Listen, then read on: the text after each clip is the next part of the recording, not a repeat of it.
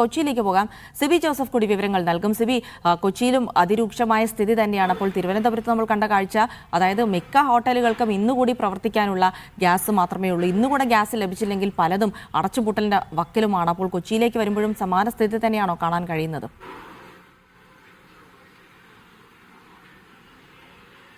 കൊച്ചിയിലേക്ക് വരുമ്പോൾ സ്ഥിതി വളരെ രൂക്ഷമാണ്. പല ഹോട്ടലുകളും ഇപ്പോൾ തന്നെ അടച്ച് പൂട്ടിക്കഴിഞ്ഞിരിക്കുന്നു. ഞാനിപ്പോൾ നിൽക്കുന്നത് കൊച്ചി കോർപ്പറേഷന്റെ സമൃദ്ധി ഭക്ഷണശാലയിലാണ്. നമുക്കറിയാം, ഏറ്റവും സാധാരണക്കാർക്ക് 10 രൂപയ്ക്ക് ഊണ് നൽകിക്കൊണ്ട് ആണ് ഈ സമൃദ്ധി ഹോട്ടൽ തുടങ്ങിയത്. എന്നാൽ ഇപ്പോൾ ഏറ്റവും വിലക്കയറ്റ സമയത്തും 20 രൂപയ്ക്ക് ഇവിടെ ഊണ് നൽകുന്നുണ്ട്.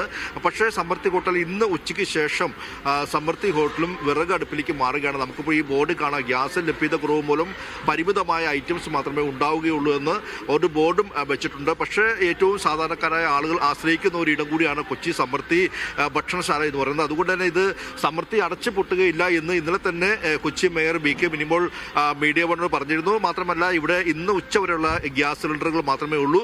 നാളെ മുതൽ വിറക്, അല്ലെങ്കിൽ ഇന്ന് രാത്രിയോടുകൂടി തന്നെ വിറക് അടുപ്പിലേക്ക് മാറുകയാണ്. അതിന്റെ ഭാഗമായി ഈ സമൃദ്ധി ഹോട്ടലിനോട് ചേർന്ന് തന്നെ ഒരു വലിയ പന്തൽ, ഒരു കലവറ വരെ വലിയ പന്തൽ ഒരുക്കിയിട്ടുണ്ട്. നമുക്കറിയാം, ഇവിടെയൊക്കെ ഇത് വിറക് ഇവിടെ ഇന്നലെ തന്നെ കൊണ്ടുവന്ന ലോഡ് സഹിതം വിറക് ഇവിടെ ഇപ്പോൾ ഇറക്കിയിട്ടിരിക്കുകയാണ്. ഇന്ന് ഉച്ചയ്ക്ക് ശേഷം ഇവിടെ ഇനി മുതൽ വിറകടുപ്പിലൂടെയായിരിക്കും ഈ സമൃദ്ധി ഹോട്ടൽ പ്രവർത്തിക്കാൻ പോകുക.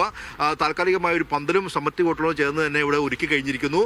വളരെ വലിയ പ്രതിസന്ധിയാണ്. ഈ പ്രതിസന്ധിയിലും സാധാരണക്കാരായ ആളുകളെ ആശ്രയിക്കുന്ന ഈ സമൃദ്ധി ഹോട്ടലിൽ ഭക്ഷണം പാകം ചെയ്യുമെന്ന് തന്നെ ഇവർ അറിയിച്ചിട്ടുണ്ട്. ഇവിടെ വലിയ ചെമ്പുപാത്രങ്ങളൊക്കെ നിരത്തിയിട്ടുണ്ട്.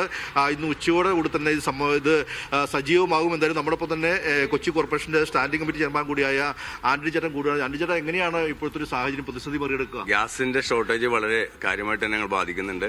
ഒരു ദിവസം ഏതാണ്ട് 25-30 ഗ്യാസ് സിലിണ്ടറാണ് വേണ്ടി വന്നിരുന്നത്. വളരെ കുറച്ച് മാസം സ്റ്റോക്കുള്ളൂ.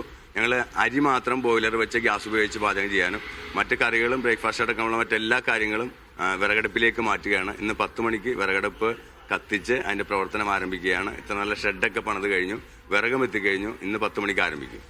ഒരു ദിവസം എത്രത്തോളം പേർ ഇവിടെ ഭക്ഷണം കഴിക്കാൻ എത്തുന്നുണ്ട്? ഇവിടെ 8000-ന് മേളിലാണ്. കാരണം ഞങ്ങൾ ഗ്യാസിന്റെ ഷോർട്ടേജ് വന്നപ്പോൾ ഒന്ന് കുറയ്ക്കാൻ ശ്രമിച്ചപ്പോൾ നേരെ എതിരാണ് വന്നത്. കാരണം എണ്ണം കൂടുക, മറ്റ് പല ഹോട്ടലുകൾ അടച്ചുപോയത് കൊണ്ട് തന്നെ ഈ പ്രദേശത്തുള്ള മുഴുവൻ ആളുകളും സമൃദ്ധിയിൽ കിട്ടുമെന്നുള്ള പ്രതീക്ഷയിൽ ഇങ്ങോട്ട് എത്തിക്കൊണ്ടിരിക്കുകയാണ്. തീർച്ചയായും അത് തന്നെയാണ്. കാരണം ഇവിടെ നിരവധി പേർ, 8000-ഓളം പേർ ഒരു ദിവസം ഭക്ഷണം കഴിക്കാൻ എത്തുന്നു എന്ന് പറയുമ്പോൾ നമുക്കറിയാം അത്രത്തോളം ആളുകൾ ആശ്രയിക്കുന്ന സ്ഥലം കൂടിയാണ്. ഇവിടെയുള്ള കുടുംബശ്രീയുടെ പ്രവർത്തനമുണ്ട്. ഇവിടെയും ഒരു കുടുംബ ആശ്രയം കൂടിയാണ് ഈ ഹോട്ടൽ എന്ന് പറയുന്നത്. എങ്ങനെയാണ് ഇപ്പോഴത്തെ പ്രതിസന്ധി മറികടക്കുക? ഗ്യാസ് കൊണ്ട് നമുക്കൊരു ബുദ്ധിമുട്ടുണ്ട്. അപ്പോൾ നമ്മൾ വിറകടുപ്പ് സ്റ്റാർട്ട് ചെയ്യും. 10 മണിയോടുകൂടി വിറകടുപ്പ് നമ്മൾ മേയർ വന്ന് ഉദ്ഘാടനം ചെയ്യും. അതോടെ സ്റ്റാർട്ട് ചെയ്യും. ഈ ഭക്ഷണത്തിലൊക്കെ എന്തെങ്കിലും മാറ്റം വരുത്തിയിട്ടുണ്ടോ? ഭക്ഷണം നമ്മൾ ഘട്ടമായിട്ട് തുടങ്ങും. ഇപ്പോൾ ബിരിയാണിയൊക്കെ നമ്മൾ നിർത്തി വെച്ചേക്കണ്. അത് പതുക്കെ തുടങ്ങാനായിട്ടുള്ള തീരുമാനങ്ങളാണ്. ഓരോന്ന് ഘട്ടമായിട്ട് തുടങ്ങും. ഇന്ന് രാവിലെ എന്തൊക്കെയുള്ള ഭക്ഷണമായിട്ട്? നമുക്ക് ബ്രേക്ക്ഫാസ്റ്റ് എല്ലാം ഉണ്ട്. മുടങ്ങിയിട്ടില്ല. ദോശ ഐറ്റംസുകളൊക്കെ മുടങ്ങിയിട്ടുണ്ട്. ബാക്കിയുള്ള ഐറ്റംസുകളൊക്കെ നമുക്ക് ഉണ്ട്. എന്താണ് അവസ്ഥ? കുഴപ്പമില്ല, നമ്മൾ പിടിച്ചു നിൽക്കും. നമ്മൾ ഒരുപാട് കഷ്ടപ്പാടിലൂടെ ഉയർന്നു വന്ന ആൾക്കാരാണല്ലോ. അത് സാധാരണക്കാരായ ഒരുപാട് ആൾക്കാർക്ക് നമ്മൾ ആശ്രയിച്ച് വരുന്ന ആൾക്കാരുണ്ട്. അപ്പോൾ അവർക്ക് ഭക്ഷണം കൊടുക്കണമെന്ന് തന്നെയാണ് നമ്മുടെ തീരുമാനം. പിന്നെ നമുക്ക് ഗ്യാസിന് വേണ്ടി മേയർ ശ്രമിക്കുന്നുണ്ട്. അത് കിട്ടണവരെ നമ്മൾ വിറകടുപ്പിൽ തുടരും.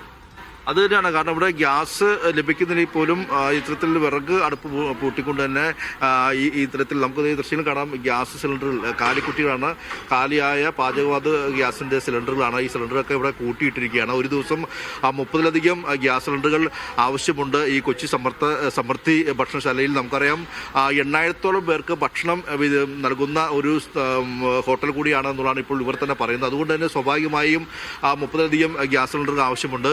ഇവിടെ ഇന്ന് മുതൽ 10 മണിയോടെ കൊച്ചി മേയർ BK മിനിമോൾ വിറകടുപ്പ് കത്തിച്ചുകൊണ്ട് ഉദ്ഘാടനം ചെയ്തുകൊണ്ട് ഇനി വരും ദിവസങ്ങളിൽ ഈ പാചകവാതക സിലിണ്ടറിന്റെ അതായത് കൊച്ചിയിൽ കാണുന്ന കാഴ്ച, പലയിടങ്ങളിലും പാചകവാതക ക്ഷാമം രൂക്ഷമായതോടെ സിലിണ്ടർ കിട്ടാനില്ലായതോടെ സൗകര്യമുള്ള ആളുകൾ വിറകടുപ്പിലേക്കൊക്കെ മാറുകയാണ്. വിറകടുപ്പ് കത്തിച്ചുകൊണ്ട് എങ്ങനെയെങ്കിലും ഭക്ഷണം കൊടുക്കണമെന്നുള്ള ഒരു നിർബന്ധ ബുദ്ധി ഉള്ളത് കൊണ്ട് തന്നെ പല രീതിയിലേക്ക് മാറുന്നു എന്നുള്ളതാണ്. അപ്പോൾ വരും ദിവസങ്ങളിൽ ഈ കാഴ്ച കുറച്ചധികം തന്നെ നമ്മൾ കാണേണ്ടി വരുമെന്ന് തോന്നുന്നു. നമ്മുടെ